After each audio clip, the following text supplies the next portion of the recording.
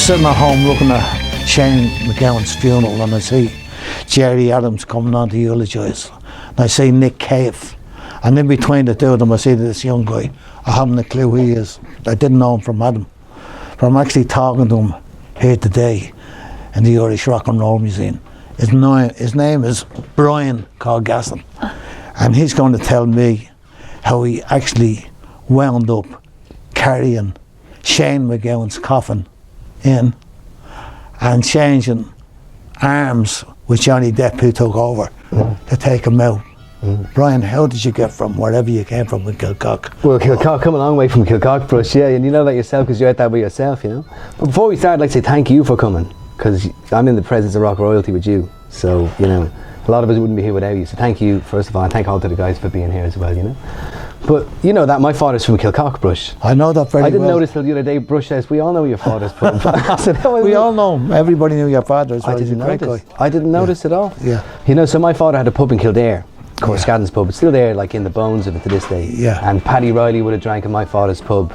The second best person to do fields of Athenry, you know. But you know, like, and so I would have been around the music all my life, you know. Yeah. The Dubliners and Lizzie would have been on the radio all day, every day. Yeah. So I would have grown up around music all my life, and skateboarding was a big thing for me at the start. So you were skateboarding in Ireland? Yeah. What year was that? One of the only ones in 1998. Okay. So my thing is rock music, roll, skateboarding. Yeah, okay. So rock and roll, you know, that was my little thing, you know. Oh man. I was on my own in both of them, but you know, you go along anyway, you know. Yeah. So around 2008, yeah, my father sells his pub, right, and we go down to Nina, and that's of course Shane MacGowan land. You know what I mean? So he's the king down in that town, you know. So we ended up back in Nina, and you know, you go through college and the whole lot, and skateboarding was big for the younger years, still is, but like it was majorly big then. Went over to California, you know, chasing the dream as everybody did. You went there yourself, you know what I mean? Yeah. And came back, and when I was finished college, Brush, I met Filomena. Yeah. Of course, the queen of rock and roll, you know. Right. I met her at the statue at Bruxelles, right? And I got down on one knee, and I went over and I gave her a rose. Yeah. And I just wrote one note: if you ever need anything, you know what I mean? I'd love to go out and cut your grass, or you know, do your shopping or whatever. And she, of course, typical Phyllis, she says, "Come on out to the house." And I said, no. She says, "You're coming." I said, okay. So we went out to the house and we became great mates. And you know her, like she'd say, "I want to meet your mother, I want to meet your father, I want to meet your girlfriend." And you know the whole, I do very well. You know, you're my toy boy. You bring the girlfriend out, she says, "Is this me competition?" You know, this type of stuff, you know. Yeah. And when I was going to America after college, she said, "Go on out and meet my friend." And she didn't tell me who he was. Now, you've met this man since, Brush, and Keith over there has met Robert Culkin. Yeah. Robert Culkin's a big guy. He was in the rock scene back in the 80s in the Sunset Strip. He was in a band called Rude Awakening. Yeah. And he actually opened for Megadeth, right? Big band Megadeth, that's right? Yeah, that's right. And Megadeth's next album was called Rude Awakening, after his band. And they didn't say nothing to Bob about it, they just took the name and left, you know? So Bob was a big cat in the music industry and other industries as well. But I became great friends with Bob. You know, and he really changed me. There's a whole personal thing underneath it all, which is not music related, so we don't need to go there, but it really helped me emotionally to meet this man, and he became like a brother to me, you know. And he's a big, like I walked into his office and it's like this, it was wall to wall Lizzie stuff, and he just hugged me and he said, "Welcome, brother," you know. And like he met Philip when he was 16, and that's right. You know what I mean, and he had his big scrapbook of all the Lizzie stuff, and he said, "Philip, look at all this stuff." But then another guy came up beside him with an even bigger scrapbook, and Philip said, yeah, look at this.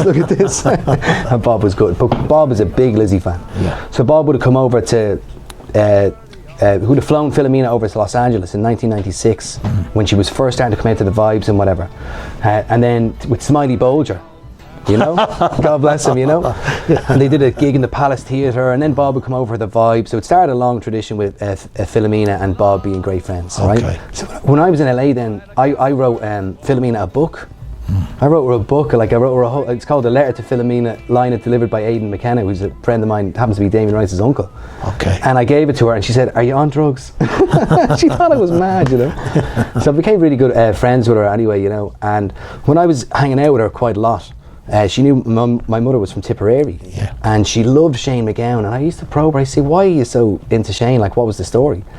And I'm sure Lizzie heads here know that, like, Philip had a roadie called Big Charlie Mac. No, I knew him very well. I'm sure you knew him very well. I did. You know, and Filomena used to say it was the closest thing to a gay lover Philip ever had, you know what I mean, was Big Charlie. They were inseparable apparently, you know.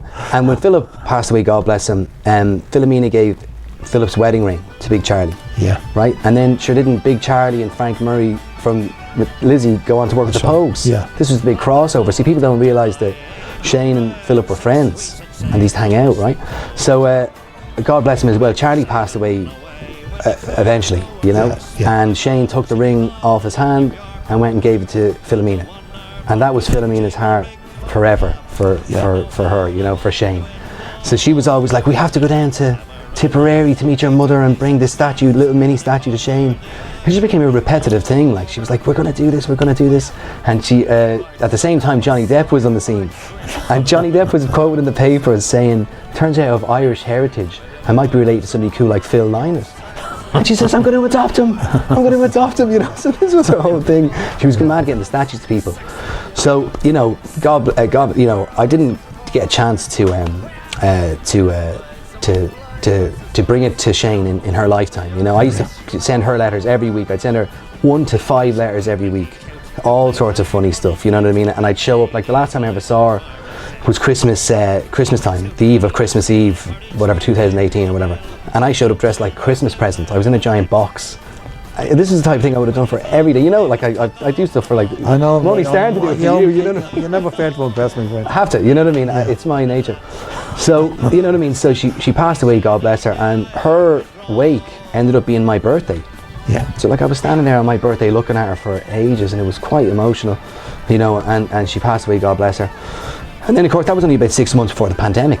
Yeah. Right. So once that goes on, then I go into that same church that she was buried. You were at the funeral. I remember seeing you. I wanted to talk to her, but I was screaming, crying at the time. I couldn't. But I went into the church many months later. I used to go visit Graham in White Horses all the time. I'd visit him the whole time.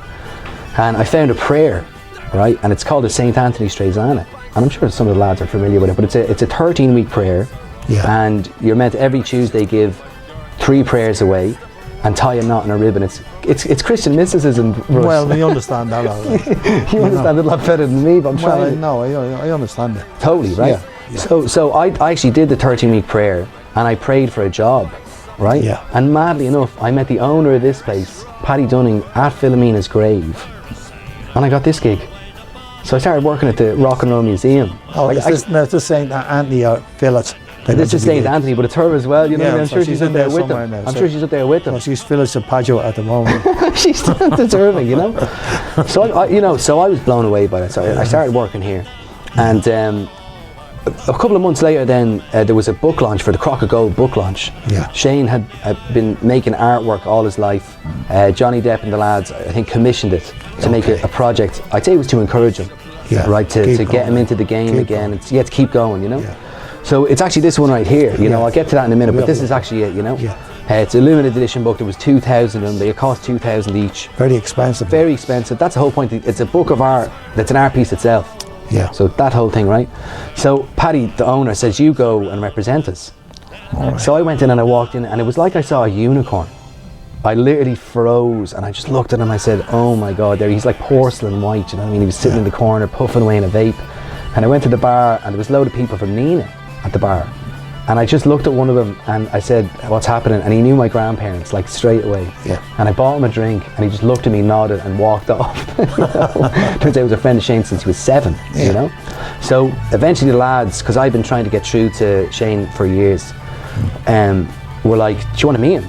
I was like, of course I do, you know? So I went over and I met him. And the first thing, if you ever look at Shane's right hand, he was wearing a bracelet, right? And remember the road you meant, Charlie. Yeah. Philip had made 3 bracelets, one for Philip, one for Charlie, and one for Shane.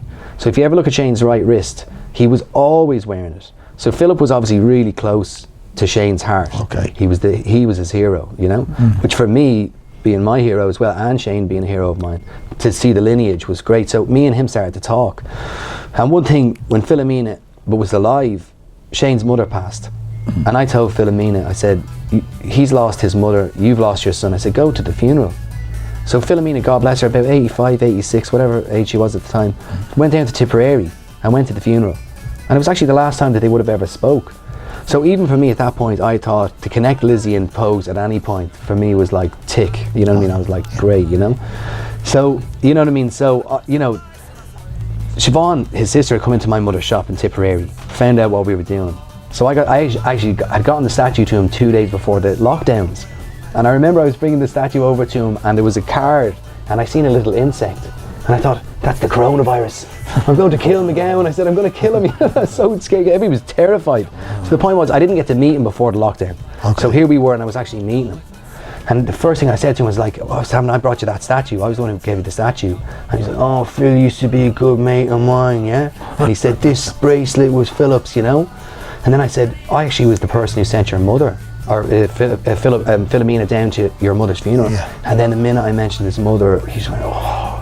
It's like Phyllis, like you wouldn't know what you're saying as a naive outer circle person when you're just meeting these people first. You know that very well. I mean, of course, the stuff people would be saying. I'm sure the stuff I'd be saying to you, you know. Forgive me, you know. But you know, it's in innocence. Now the people know that, you know, you don't know what you're saying.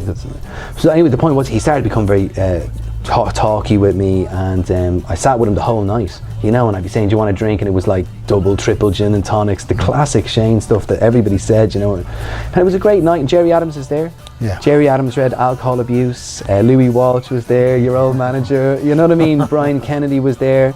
It was a good night, you know, and to see all the boys and girls, it was amazing to be around Shane. And the night actually ended up as a sing-song. And I've got a video of it.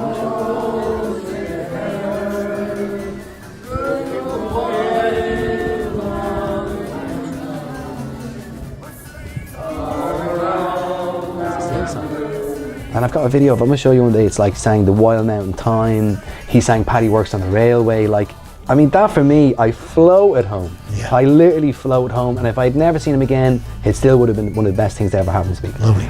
Right? And you've got to bear in mind, Bobby Dylan, our hero, you know, Bobby Dylan had played the night before in Dublin. This is when he made that famous quip. He says, I'd like to give a shout out to Shane MacGowan. He's one of our favourites. I like to sing Fairy Tale of York every year. You know? Yeah. And there I was the next night with him. And I told him about that, and I was like, what do you think about that? And he's like, nah. He didn't care about it. It's just another day for Shane. Yeah. So then a couple of days later, Brush, Cronin, who were his house band and who were the band who recorded his last album with him, were playing in Whelan's. And they said, come down to the gig. And I went down to the gig, and they said, Shane's coming. And I just jumped straight in beside him, and I started talking about fairy forts, I started talking about Thin Lizzy, I started talking about Los Angeles, everything, and he was opening up to me like nothing else. And again, this was the crack for me, and I was buying him a drink all night, and I made the rookie mistake of trying to keep up with him, right? So I remember vividly at one point walking to the bathroom knowing I was going to throw up.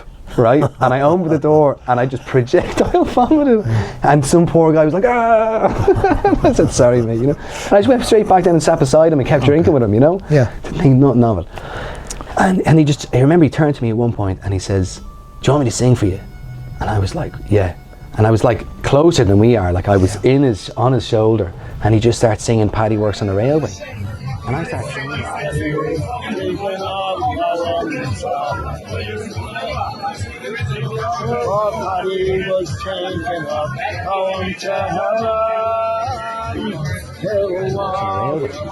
And I started singing with him, and I couldn't believe it, you know. And I just remember thinking, he said, God, imagine if somebody recorded that, you know. So the night went on, and we hit the crack, and the next day somebody texted me a video of that exact thing.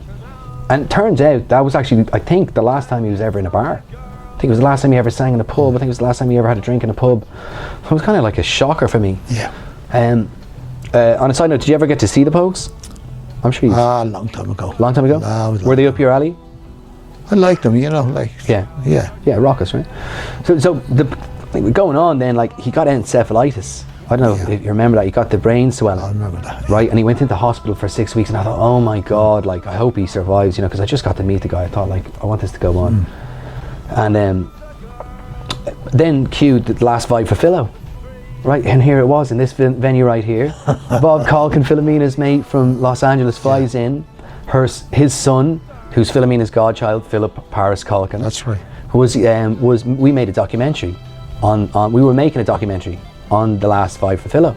So we interviewed Fran Quigley, course, everybody did 5-minute interviews. Frank Queenie came and did talk for an hour and a half. You shut up, will you? But he was the best. I mean, Frank Queenie gave us the best interview, and it was the bones of the documentary, because he knew him. I wish I'd caught you that day and would have been even better. You know. There'll be other days. Yeah, it was funny because I actually showed Bruce the documentary and he was like, yeah, what's new? You know what I mean? He's like, if you only knew the truth. Well, I mean, like, as in from your perspective. Well, you know, like, the most important thing is, like, from your perspective. Yeah. That's what it's all about today. Exactly. Yeah. Totally, you know? So we made the documentary anyway, and I texted Victoria, Shane's wife, and I said, does Shane want to come to the gig, or does he want to be in it, because he's out of hospital at this stage? And she said, he doesn't want to come to the gig, he's not going to be in it. Yeah. And then an hour later, out of nowhere, she sends me a video, and it's Shane at home with a glass of wine, and he says, hi, I'd like to talk about Phil, yeah? He says, I was a great friend of Philip, he was a great friend of mine, so on this day, like, let's be happy, because he'd want us to be, yeah? Here's to Phil, and he cheers us, like, and my head, like the cartoons, went poof. Yeah. Because now Shane was going to be in the documentary, so I was blown away anyway, you know? And turns out I had a way of helping him, you know, I mean, with his condition. Yeah. Right? So I texted Victoria and I said, like, I can actually help him with his encephalitis if you want me to. So she said, come on out to the house. So I mean, this was just like a dream for me. So I went out to the house. Before I went to Outbrush, I came into this gift shop, right? And just as a side point, the place I bought that mini statue was this very gift shop as well, but just to try it on, it was kind of mad. But I got a load of Lizzie stuff. I ransacked the place. I got a load of Lizzie stuff, and I went out to see him, right? And I had also brought a pendant, a St. Anthony's pendant. Do you remember I said I got the St. Anthony shades on? I played a funeral for a woman during the pandemic, and just before I played it, I got attacked. So I had a big black eye. So I was in the church with big black sunglasses, you know, singing Danny Boy. But as a payment, your man he gave me a St. Anthony's pendant with cloth that had touched St. Anthony's tongue. Yeah. So in the St. Anthony's Trezan, it says, may your silver belt secure the favour I have asked. So that's why I prayed originally, because I said, God, here's the prayer I found in Filomena's church, and here's this silver belt. I was like, obviously I meant to do this, you know? So the point was, I thought, it was like, you know, Christ being born in the manger, the 3 wise men coming with all their gifts. I was going to Shane, I was like, here's everything I could possibly muster to give to you, you know? So I gave him all the Lizzie gear, and I gave him all the other stuff that I brought for his condition, and he was thrilled. And at the very end, I just said to him, I said, and I brought this pendant. I said, do you want it? And Vic is very spiritual as well, and we all just kind of stood, it was like the Lord of the Rings, where the ring gets presented, you know, we're all kind of like, wow, that's powerful. So he took it off me, Brush, and he put it on the Phil statue, and it landed on Philip's heart. And I just went, oh my God. I said, I'm doing a prayer for you, Shane. I said, what do you want me to pray for? And he actually said he wanted me to pray for him to walk, right? And I should have brought him to you. I mean, you probably would have been able to do it, you know? Well, this is your story. I'm just saying, like, tying it all in, looking back. Yeah. But the point was that he hadn't walked in 7 years. But I'm a man of faith, so I was like, I'm going to do this, you know? Okay. So it did, you know, 2 days later they realised that was maybe a bit much to ask for. So they said, just pray for his health, right? So that started the prayer. That was the 31st of January. So then I'd start to go out to him more frequently. You know, they'd call me every day. I'd go out every other day. I'd start to visit him. I'd have to crack with him, you know, and being from Tipperary and being a musician and being into the same stuff, we got on very well. And a couple of weeks into it, he hands me this book, which is the Crock of Gold book. I know this one. This is the expensive one. This is the art book, and he gave it to me, right? And I was blown away. And I started to flick through it, and I got to this page right here, and I sent you a picture of this, Brendan, afterwards. But it's a hurley, as you can see, right? The Irish game hurling. It's a hurley, and on it is a signature of John Heffernan. And Brush, my uncle won in All Ireland with Tipperary. And his name is John Heffernan. So I said, Shane, that's my uncle. And he said, no, he says, there's loads of people with that name in Tipperary. I said, my uncle won in All Ireland with Tipperary. That's my uncle. And we've since confirmed it. And to fast forward and look ahead, after Shane passed, there was a Shane MacGowan exhibition in the Bob Dylan Centre. And that hurley was presented into the Bob Dylan Centre. So, I mean, there was all these weird connections is what I'm trying to get at with Shane. Stuff, he knew my grandparents. I would have never known this stuff if I hadn't met him. So we talk all the time, like, about Lizzie and stuff like this, and we'd have the crack, and you know, and I'd go out to him the whole time. And he'd just watch movies. That's all he's into, watching movies and having the crack. And you know, the prayer started to happen, and I started telling him about some medical procedures he could take, right? One of them was stem cell therapy, right, which you could inject into his knees and get regrowth in his knees, right? And then another was testosterone replacement therapy. My thinking that would kick him up, give him a bit of juice to get the stem cells working, you know what I mean? He was like, I was thinking Frankenstein, I was like, get him going, you know what I mean? I was like thinking of all this. And he was really intrigued, and he was really impressed that I was just trying to help him. I didn't want anything from him. I'd buy him things. I'd always be coming up with I'd buy Live and Dangerous, and we'd listen to Robert Johnson records and the Beach Boys, and we'd rock out, and I always come with gifts, you know. And as the prayer went on, it got closer to the end, and on the very last Tuesday of the 13 weeks of prayer, they called him in for a stem cell therapy consultation, and they gave him cortisol injection, and he was bulgy is the word they used. He was really back, right? Okay. The following Tuesday, they called him in for the testosterone replacement therapy. So even the fact that it was on the Tuesdays for me was like, you couldn't write that stuff. Like I couldn't make that stuff up, you know. And the point was that like I was keeping track of some of the funny stuff he'd say or some of the nice things that happened. So the actual piece of paper that's the brushes right there is the consequence of this, right? So funnily enough, I didn't tell you this the last day when we were kind of talking about this. Victoria was doing an angel channeling session on the Hill of Tara. Okay. Right? And the Hill of Tara is obviously famously where if the King of Ireland touches this rock, it starts to roar. So I would touch the rock, it didn't roar, you know, but we did the angel channeling session and started to pump down rain, and there was thunder and lightning, and Vic was saying, pump out your intention like a beam of light out of your head, right? We finished this session, take a picture with Vic. I didn't even show you this, look at this. I mean, you can't fake this stuff. Isn't that weird? This is it. Isn't that weird, right? You know what I mean? So that's what I'm saying. There's stuff like that happening. And then, God bless Shane, I went to see Shane on St. Anthony's feast day, of all days, right? Because I was keeping track of his updates of the health things that I'd gotten him from, right?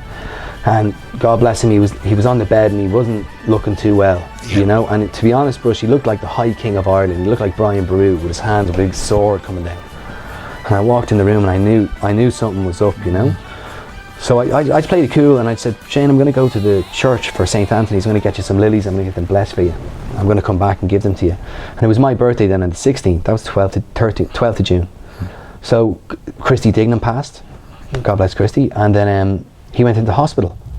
And I could feel him on the teetering on the edge. Maybe I'm away with the fairies, I probably am, but I could honestly feel he was really far out. And I thought, oh God, I hope he doesn't, you know, go. And I came back to Dublin, and he was in the hospital up in Bald's Bridge there, that hospital, Vincent's. And that started me going into him every day. Yeah. I'm talking morning, noon, and night, like, you know what I mean? To the point where even in the prayer, you'll see, like I was saying, I hope he's not sick of me. But I'd walk in and he'd say, Christ, I needed the company. So that had put me square then. I'd be like, thank God, you know what I mean? I'm not wrecking his head, he actually wants me here, you know? And like, you know, on a side note, I'd forgotten he gave me that guitar and everything, you know what I mean, as well. So like, that was a big honour for him to do as well. But so we obviously got very close in the hospital, like, and like to the point where I was with him one day, and I was sitting, just me and him like this, and I looked at the phone and it said, Sinead O'Connor, dead at 56. And it was just me and him. And Sinead's son, tragically lost his life or took his life, was named after MacGowan, right? And I learned about that through Imelda May, had put up a poem of young Shane Lunny that he had written before he passed, and I wrote a melody to it. So I always felt a strange connection to that young man and to Sinead for that reason. So to be in the room when Sinead had passed was really like a wild one to me. You know what I mean? I was like, this is mad. So again, you'd just be there for these rock history moments with a rock legend, you know? So, you know, then of course Sinead's funeral comes around and the big B, Bono, walks into the room, and you know what I mean? And the Mel, this is normal for you, but for me this was like, oh my God, you're just in such a whirlwind of, as I said, rock history, you know what I mean? And they were very close.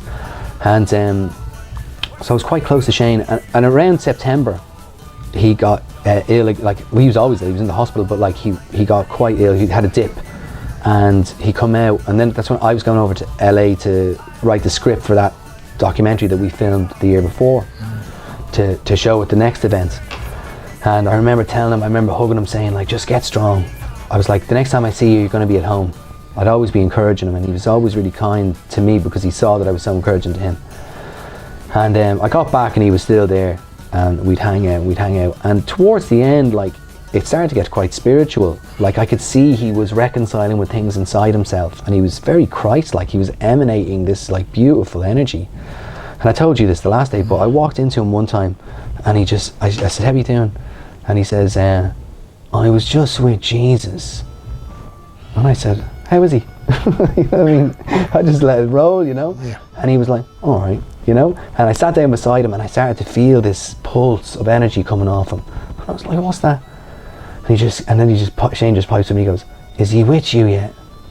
And I said, is who? And he goes, Jesus. And I was like, oh my God. And I said, what was he like, Shane? And Shane was quite a contrarian, like, you know, when he feels you're on his tail, he pushes you off, and he goes, I'm not a follower of Christ, yeah? Like, this was the classic thing with Shane. Once you get close to him, boom. So, you know what I mean? I had to crack with him, and like, I was very close to him, and I always thought he was going to make it. I was never thinking he was, because he came out so many times like this, that I was like, this isn't it for him. But as we got closer, you know what I mean, it became a thing of like, people were saying to me, don't be naive, Brian. You know what I mean? Because they'd see that I was rooting for him, and they didn't want me to be crushed if something happened to him. So they were telling me all this, and so I made sure to make every moment count. You know what I mean? And God bless him, even to the last day, he was very good to me, and I was very good to him. And the last thing we ever said to each other was, I love you. Well, okay. And I'm so glad about that, right? Because men don't say that stuff to each other that much. And he said it to me back. And the following day then I come in, and this was the only time, Brush, I said, this isn't good. I said, this is wrong. So, you know what I mean, I tried to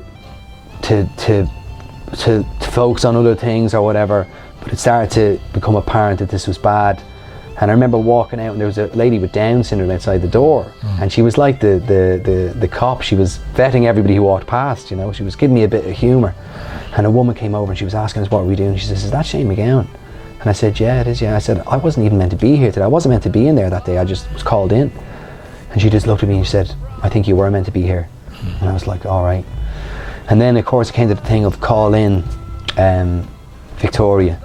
Calling Victoria. And I remember, I didn't tell you this last day, but I was on my knees holding his hand, praying to him. I was saying the Our Father and the Hail Mary, and I remember I said, and at the hour of our death, amen. And I heard Victoria's heels clicking in. It was fucking unbelievable. And she walked in, and we just sat there and we prayed with them the whole time, you know. What else can you do? You know, and you know, all that stuff is very personal, so I won't get into obviously the details of that, you know what I mean? This is it. But like, I mean, at the end of the day, like I wrote the prayer as it happened, you know what I mean? So it's all there anyway. But cue to the funeral, right? Tipperary, right? All right. You know, Shane had reconciled me a family member and his sister. They used to corner me in the room and say, we're going to call your family member. We're going to call your family member. And I'd be scared to death, you know what I mean? You know, it's so pulling into Nina, I actually reconciled with that family member. So it was already a really meaningful thing for me, right? And at the wake was, so touching, you know? Because all these songs, like, you know, the Limerick Rake, yeah, may you gather around and offer a prayer to the Lord for our soul or our Father, like, that's what these songs meant so much to me before this. So I just think this is too much. And when I was leaving the wake, Brush, Siobhan comes to me and says, okay, so the pallbearers arrive at 2 o'clock tomorrow. I said, what? I said, my pallbearer? She said, did nobody tell you? I said, oh my God.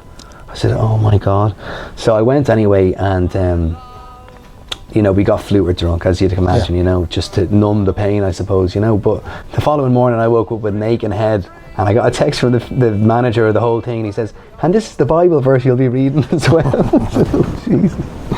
So, and this is true to God. I looked at the Bible verse, you know it, I can't remember the verse, but basically the Bible verse was all about reconciling with strong nations. So what had happened for me through Shane was in the Bible verse. So I was kind of protecting the bubble of whatever was happening outside all this didn't matter to me, because I knew what it meant to me. Yeah. Do you know? So this is the gas one. I got to the church, and you got to imagine, I was in this church when I was a kid, and I used to look up at the church and say, hey, why is it so big? What could this ever be used for? And here we were, and it was everybody ever in the place, you know, packed to the gills, right? And I sit down and I open the pamphlet and it says, like you said, Jerry Adams, Brian Corscadden, Nick Cave. And I just said, oh. That's why we're talking to you today, Brian. I know. In fact, that's why I'm not talking today. I know. What can you say? You know what I mean? What could you say, you know? So luckily I didn't have time to get nervous because it was all happening so quick. So Jerry got up. Did you happen to hear Jerry's speech? I did, yeah. Beautiful. Yeah. It was very moving, and Jerry was nearly brought to tears. And Jerry's been through a lot in his life. So you can imagine how much that was pulling on my heartstrings. But again, I just stuck tunnel vision, horse blinders on. I got up and I said the prayer, and I found myself pointing at the audience. I noticed that. I don't know why I was doing it. It was because the Israel and all that was going on, the Palestine, and I was kind of like, we've got to settle all these disputes, lads. Like this is, I was probably pointing at myself as well. You know what I mean? Like I've got to settle these disputes.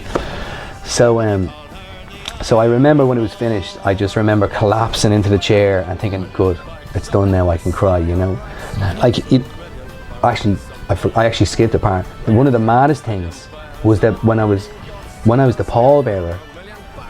Philly Ryan runs the funeral service, looked at me and said, Brian, you carry him with Anthony. And I'd done the St. Anthony Trisana, and here I was carrying Shane with Anthony up the aisle. So it was totally profound. So again, it was so unreal that you didn't know what was going on, you know what I mean? It was just happening. And the service was quite moving, you know, and when the dancing happened, when the ladies jumped up and dancing, I burst into tears. It was so beautiful. Shane would have loved that. Like that was so him. And then we had to carry him out. And I stood up, and then Johnny Depp stands up, and it was like the Wild West, you know, like, you know what I mean? I said, you do it, Johnny. You know what I mean? Because they were mates and whatever. So I carried him in, and Johnny carried him out.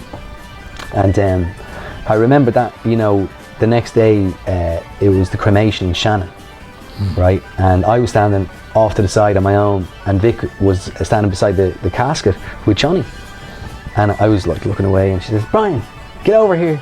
And I walk over and I hug Johnny. I said, what's up, brother, how are you doing? And we start talking like normal, because it was all so mad, it may as well have been normal. And then I started to walk in behind the casket with Johnny, you know, and then Vic came in, and then they sat in front of me, I sat to the back, and Seamus a friend of mine, and he will be a friend of yours, was playing the pipes with Liam O'Malley, and it was very emotional, right? And I remember at one point the curtain was coming down, and there was somebody on the right of me, somebody left me. The person on my left took my right hand, the person on my right took my left hand, and it was like a human chain, and I just burst into tears, and I was sobbing uncontrollably. Like I never experienced anything like it.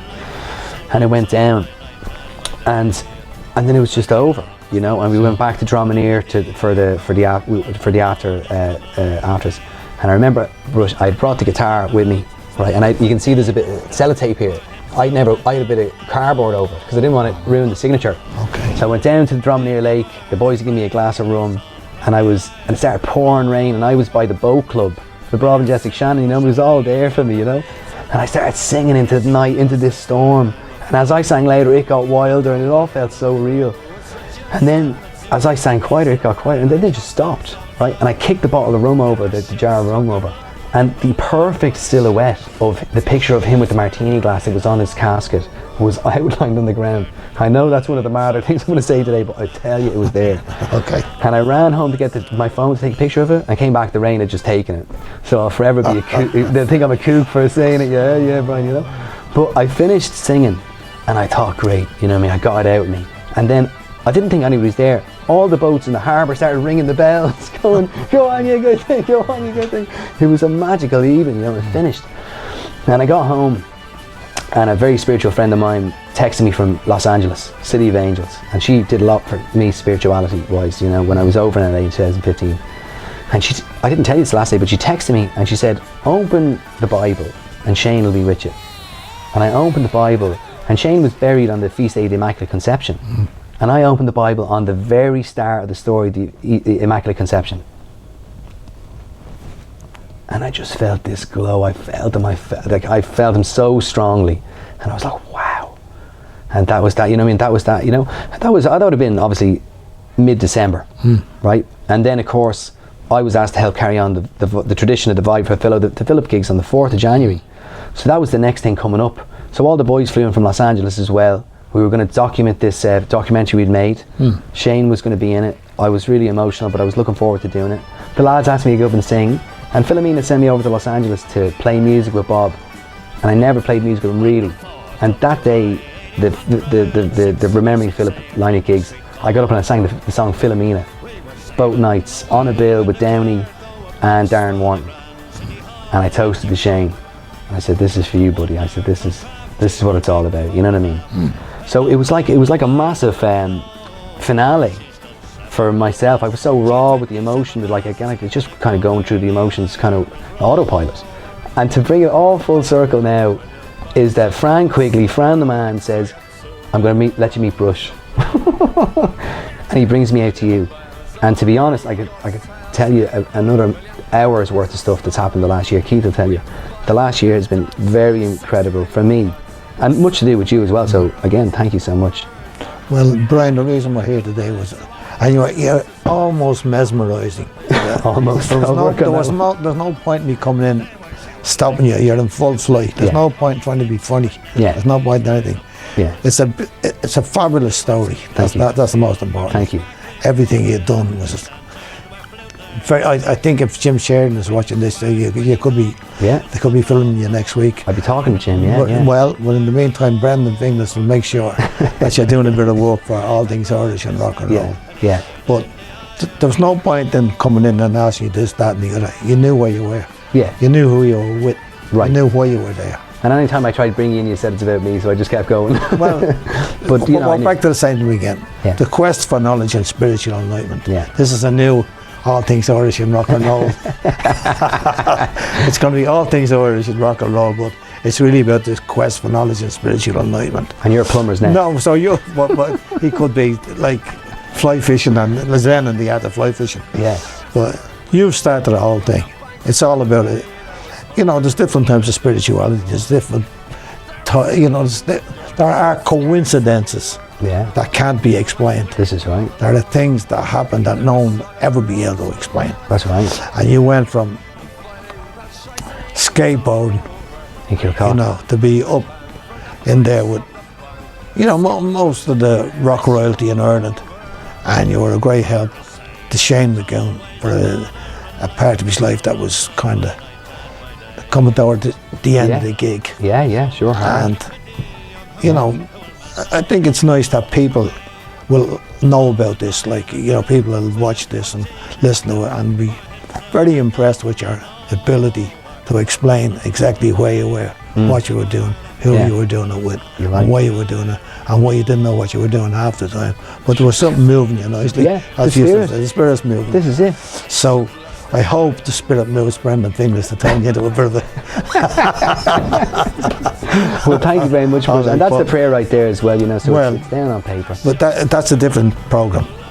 So I think you could do those on your own, basically, and explain. The last thing you want is to be having a conversation with me. That's the least. That's the least amount of talking I've done in any conversation. I try to make it easy on you, Well, there's sometimes there's no point in, it's gone. Let it happen. The show has its own flow. Yeah. You your own way of doing it. You knew where you were. You knew what you were doing. Yeah. So everything you done was great there. So I'm not just saying thank you. What I'm saying is that the fans of All Things Irish Rock and Roll will be seeing you on a more regular basis, because we think you should be going out talking to people. That's right. And seeing it from different perspective. True. Your own perspective. True. So what we're saying is thanks for the time being, Brian. Thank you. But you will be back again. That's right. And you'll pick it up take it from wherever you were. That's right. All that sort of thing. That's right. And thank you very much, Brush. So it's nothing to it. You're the man. So again, congratulations, boy. You're wonderful.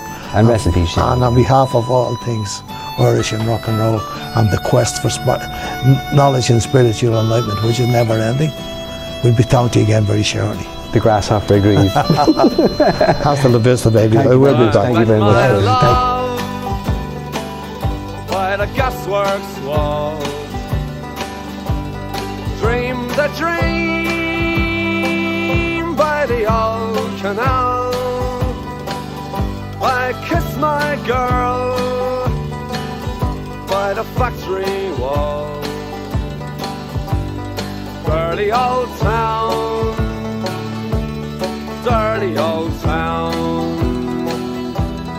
Clouds are drifting across the moon.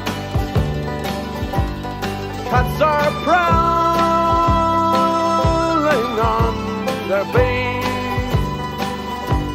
Springs a girl from the streets at night. Dirty old town, dirty old town.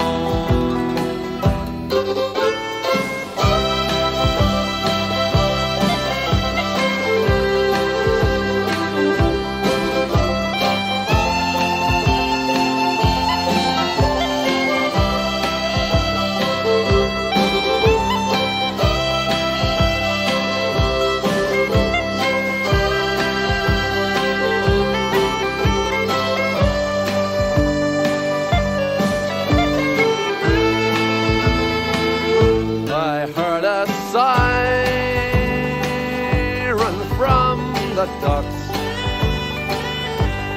Saw a train set the night on fire. I smelled the string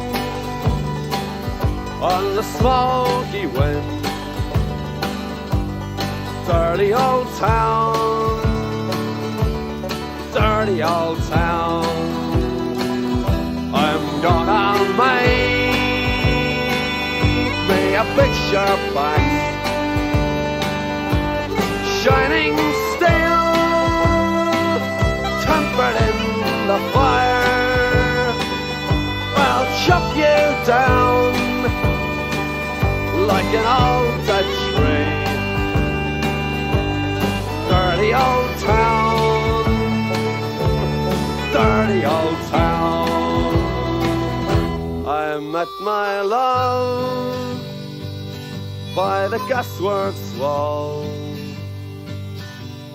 Dreamed a dream by the old canal.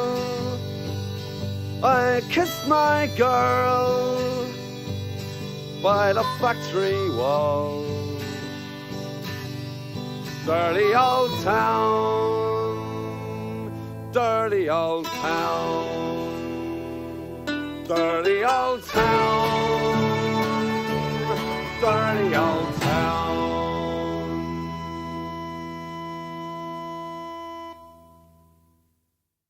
Met my love by the gasworks wall. Dreamed a dream